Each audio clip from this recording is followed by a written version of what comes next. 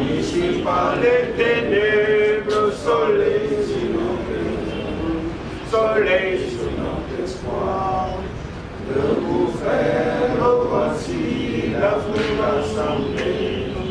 Digne de nos pères, épaule contre épaule, bien plus que frères, Sénégal et debout, unissons la paix et les sources, unissons la scène de la forêt.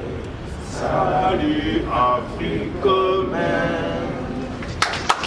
Situation inquiétante. C'est-à-dire que ça n'aurait pas été la conférence de Berlin de 1945. Aujourd'hui, on ne parlait même pas de frontières entre le Mali ou le Sénégal ou entre autres les pays africains. Cette sanction est injuste. Injuste dans la mesure où elle ne traduit pas la volonté du peuple malien.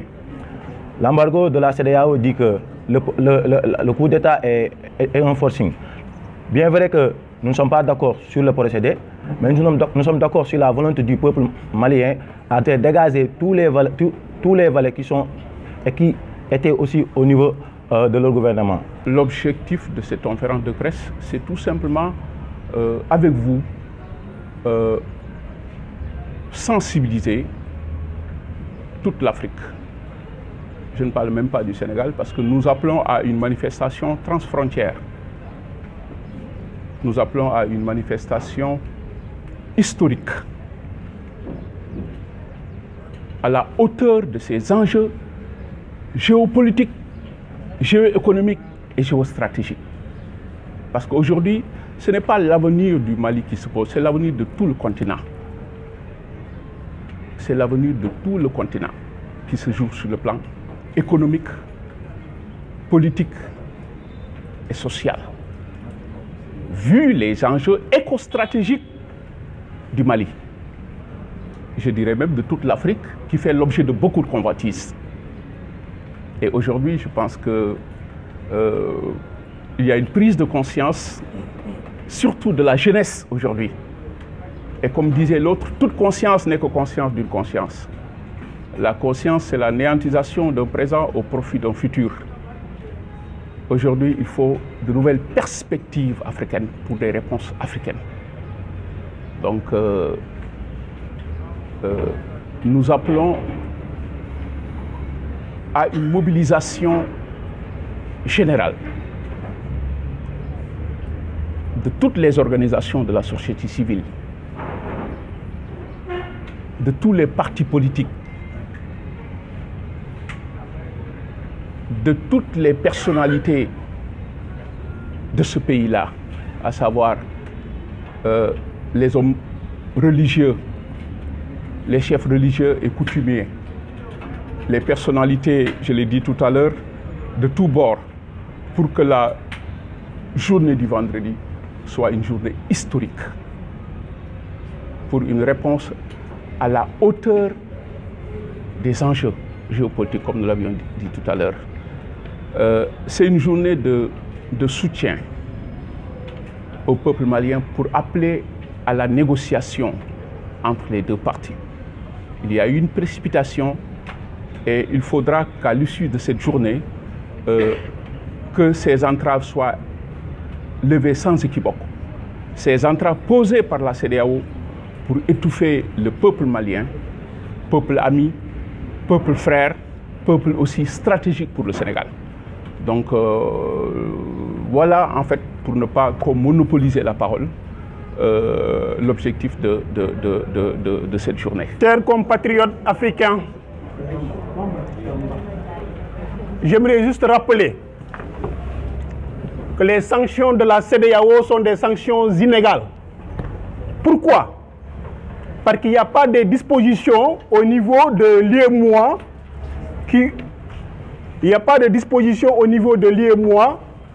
qui autorise ces fermetures de frontières. Même au niveau de la charte des Nations Unies, il est interdit de faire un embargo à un pays qui n'est pas un pays qui possède une littorale. Le Mali est un pays continent qui n'a pas de mer et la charte des Nations Unies interdit qu'on puisse faire comme un embargo à un pays. comme le Mali. Le Mali a décidé de prendre son destin en main. Le peuple malien a accompagné, si vous voulez, les militaires. J'ai l'habitude de dire que un dirigeant, c'est comme un chauffeur à qui on donne un permis de conduite. Si le chauffeur fait des accidents, ainsi de suite, c'est tout à fait normal qu'on retire ce permis de conduite. Parce que ceux qui avaient la destinée de Mali, on a vu à un laps de temps où des militaires maliens qui étaient tués comme des mouches, des militaires maliens qui allaient au front en portant des chaussures de sandales, qui n'ont pas de lot de ravitaillement, et à un moment donné, le peuple a décidé de prendre leur destin en main. Le peuple a décidé de prendre son destin en main en faisant des manifestations. Et qu'est-ce qui s'est passé? Au lieu de mobiliser des forces pour aller lutter contre des terroristes, mais on tire sur ce peuple-là. Et une partie de l'armée patriotique a décidé d'accompagner le peuple parce que le peuple est souverain. On a vu au Mali des gens tirer sur des manifestations qui entraient même dans des mosquées. Alors qu'on lutte contre des terroristes islamistes, mais on donne raison, si vous voulez, à ces terroristes qui disent « Ok, à un moment donné, le peuple a décidé de prendre son destin en main. » Aujourd'hui, où se trouve l'enjeu au niveau du Mali? Est-ce que ce sont des élections ou bien c'est la sécurité? C'est la sécurité. On a vu en 2011, si je me trompe sur la date, où lors de la campagne électorale, un opposant malien a été kidnappé. S'il s'agissait aujourd'hui d'organiser des élections, mais l'armée malienne aujourd'hui est populaire. Ils ont organisé une manifestation qui a réuni plus de 4 millions de Maliens. Et je ne suis pas sûr qu'un président de la CEDEAO aujourd'hui actuellement en service puisse mobiliser dans son pays une foule comme les militaires maliens l'ont fait. Et ces sanctions, si c'était juste pour sanctionner les militaires maliens, ont donné plus de légitimité au peuple malien. Donc nous disons non à ces sanctions. Le Mali et le Sénégal, c'est un seul peuple. D'ailleurs, je ne vous apprends pas, mais je vous rappelle tout simplement que l'hymne de Mali, que le drapeau malien, vous voyez, vert, jaune, rouge, et même, la devise, un peuple, un but, une foi. Donc le destin du Mali, c'est notre destin. J'ai l'habitude de dire que le Mali est la partie orientale du Sénégal et le Sénégal est la partie occidentale du Mali. Nous faisons tous un seul territoire. C'est tout à fait normal que, je terminais par là, que si les Maliens ont le devoir, on doit demander de soutien aux peuples africains, et nous Sénégalais ou nous Africains du Sénégal, nous avons le devoir de soutenir le peuple malien. Nous disons non à ces sanctions et nous disons non à ces sanctions. Tout le monde se mobilise pour la manifestation du vendredi pour dire non à la CEDEAO, pour dire non à ces sanctions qui sont inégales, injustes et qui sont formatées, si vous voulez. Il y a la main étrangère qui est derrière. Donc je ne voulais pas même le lien, c'est au niveau de la place de l'Obélisque. Je ne voulais pas même monopoliser la parole, mais nous disons, nous soutenons ensemble le peuple malien et nous disons non à ces sanctions. Vive le Mali, vive l'Afrique.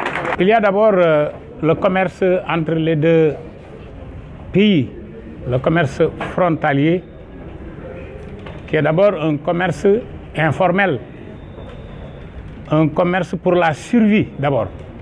Il y a des femmes et des jeunes, des enfants qui travaillent en fonction des déplacements des populations de pays à pays, donc du Sénégal au Mali et vice-versa. Et au moment où je vous parle, Goro Khouma viendra là-dessus, puisqu'il y a 600 camions arrêtés de part et d'autre les frontières. Et 600 camions, ils ne sont pas vides. Ça transporte la marchandise, donc ça active le commerce, les échanges commerciaux. Donc le commerce est impacté, l'économie est impactée. Donc je fais partie des responsables de l'UNACOIS Yessal. Donc à juste raison, nous avons des membres qui ont l'habitude, surtout des dames, qui ont l'habitude de travailler au niveau de la sous-région en visitant les foires de Accra, Abidjan, en passant par Bamako jusqu'en Afrique centrale. Donc ces dames sont impactées. Et vous savez, l'activité commerciale, l'activité économique des dames c'est l'activité qui soutient, ce sont les activités qui soutiennent les familles. Alors donc on demande dans les meilleurs délais que les concertations puissent continuer.